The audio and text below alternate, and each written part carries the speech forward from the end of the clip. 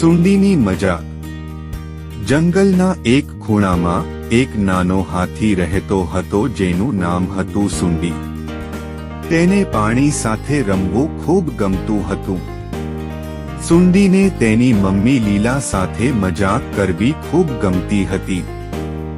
તે અચાનક પાણી ઉડાડીને લીલાને ભીંજવી દેતો।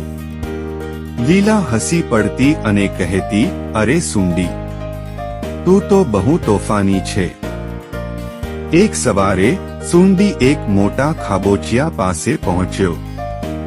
આહા, કેટલું બધું પાણી, તેણે વિચાર્યું। તેણે વિચાર્યું, આ વખતે હું એક મોટો ફુવારો ઉડાડીશ અને તેણે જોરથી સૂંઢમાંથી પાણી ઉડાડ્યું। પણ આ શું?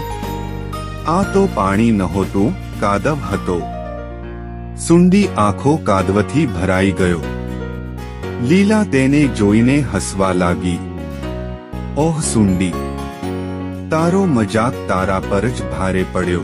સૂંડીએ પોતાને જોયો અને શરમાઈ ગયો। ઓહ ના, હું તો આખો ગંદો થઈ ગયો।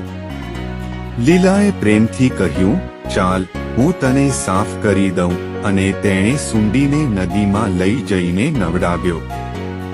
હવે સૂંડી હજુ પણ પાણી સાથે રમતો હતો, પણ તે ખાતરી કરતો કે તે માત્ર પાણી જ હોય, અને તે ક્યારેય ભૂલતો નહીં કે મજાક ક્યારેક પાછી પણ પડી શકે છે।